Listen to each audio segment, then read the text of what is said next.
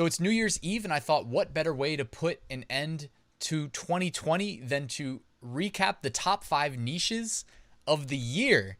And this is not necessarily me saying, hey, go sell these shirts, because a lot of them have probably run their course, but certainly not all of them. So let's just look back really quickly on some of the most profitable t-shirt niches that we covered in top 5 niches of the week in a year review.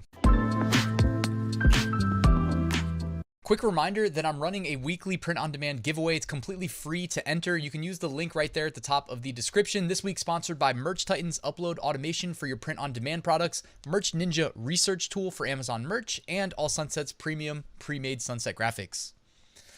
And right next to that link, I've got a link to my 8-day print-on-demand mini course and a link to my print-on-demand Facebook community if you guys would like to join. All right, let's get started.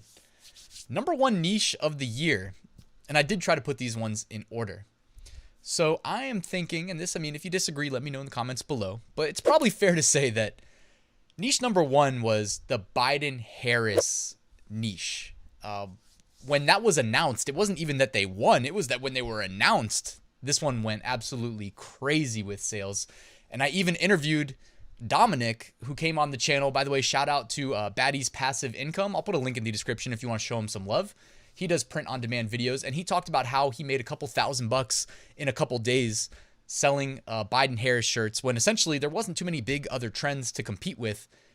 You know, he was early to this trend, and he knocked it out of the park. But, you know, obvious reasons, a lot of excitement around the prospects of your new president and vice president.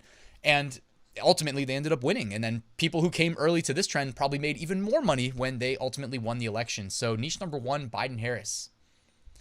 Niche number 2, any guesses? I went ahead and I put the Black Lives Matter shirts as niche number 2. I mean, these sold really, really well for maybe a third of the year, running up to the election especially. They were selling really well. I mean, it was all over the media, and, you know, for better or worse, because, I mean, there were a lot of, what do we say, like burning of buildings and looting associated with it, which I don't think is the purpose of the message behind the Black Lives Matter. So either way, let's not get political here. We're just selling t-shirts, and the BLM t-shirts sold quite well all year. Niche number 3. And at the same time, the BLM stuff was selling really well. We had these t-shirts of kind of human equality, let's say, you know, the first one, what does it say? Kindness, peace, equality, love, inclusion, hope, diversity. Essentially, while we maybe lived through, I mean, I don't want to say it's the most polarizing year ever, because I don't know that to be true, but maybe during my lifetime, the most polarizing year, where the mainstream media just seemed to really want to highlight things to divide us. At the same time, just through people voicing their opinion through purchasing t-shirts, because again, on Amazon, we see bestseller rank. We see people voting with their money, you could say. Because we see low BSRs indicative of high sales. We saw these shirts selling like crazy as well. So you had the Black Lives Matter movement, and then you had the kind of all human lives matter, regardless of, you know, X, Y, and Z that they want to say is there to divide us. And that's a nice positive message to take away from 2020, that these shirts sold really well as well. Niche number 4. How could we leave Ruth Bader Ginsburg out of the top 5 niches of the week? Now, here's the thing.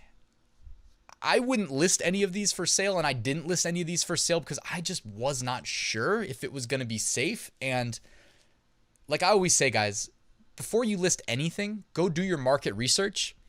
And when I say that, what do I mean? I mean, go do a keyword search on the marketplaces you intend to list shirts on and evaluate what's already there, because that tends to be indicative of what's allowed.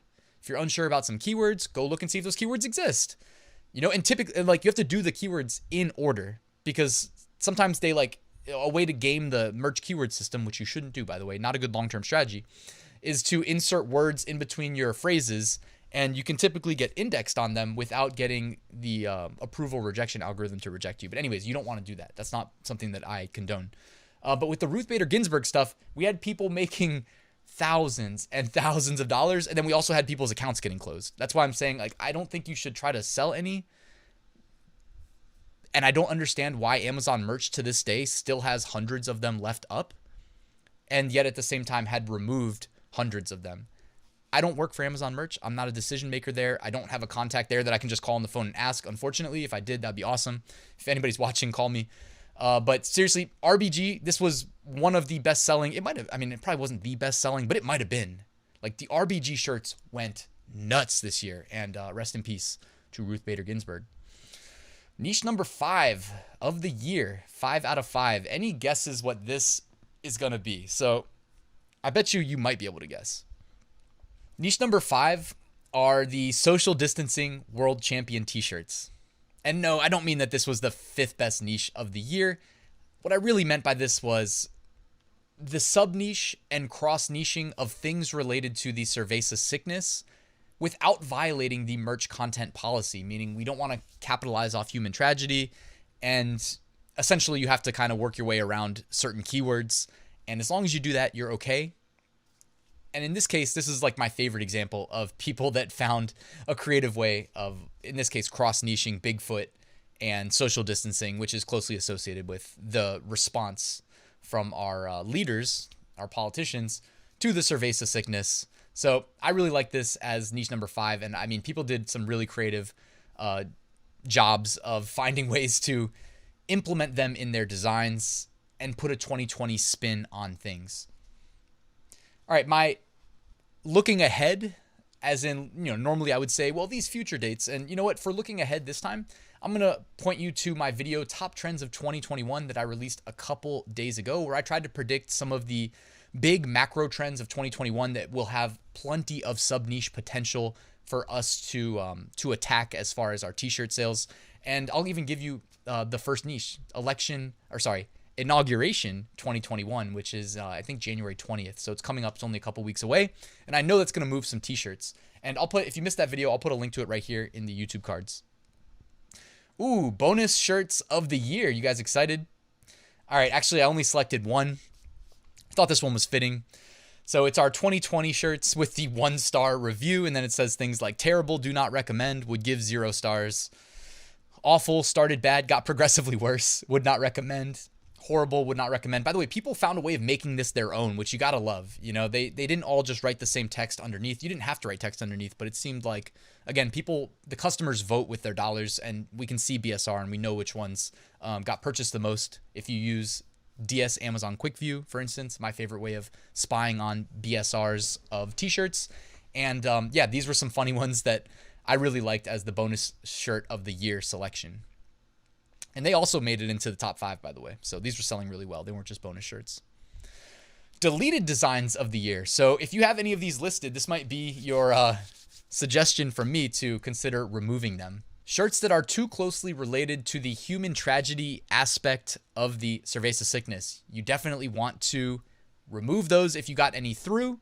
And, just based on the deleted designs that I saw all year, I know there were a lot of rejections that just towed the line too closely here. We also noticed every week in the removed designs that there were Greek fraternity, sorority, like the whole Greek letters. Just stay away. These were getting removed left and right all year. So keep your account safe and steer clear of those. And curse words. Amazon merch made a change. They said that they are not going to be in favor of some of the harder curse words on t-shirts. I also try to stay away from saying them on YouTube just because the algorithm's constantly listening and spying and determining who sees what. Not that I know for sure if they like me cursing or not, but I try to not curse on this channel because, hey, family show. It's the first time I've ever said that on this channel, but I like when shows that I like say that. All right, hey guys, that's it. Just wanted to remind you I'm running a print-on-demand giveaway, and you can enter for free using the link in the description. Sponsored by Merch Titans Automation, Merch Ninja, and All Sunsets. So take advantage of that, guys. This is giveaway number 22, and it ends, what's today? Thursday? So it ends on Saturday. And I announced the winner on Sunday. By the way, quick reminder, I have a full print-on-demand course, 100 lectures, 10 modules, and really good stuff. Shows you exactly how I start, scale, and eventually automate my business. And that's it. Thank you for watching till the end. Do me a quick favor, like, subscribe if you're not subscribed, and I'll see you tomorrow.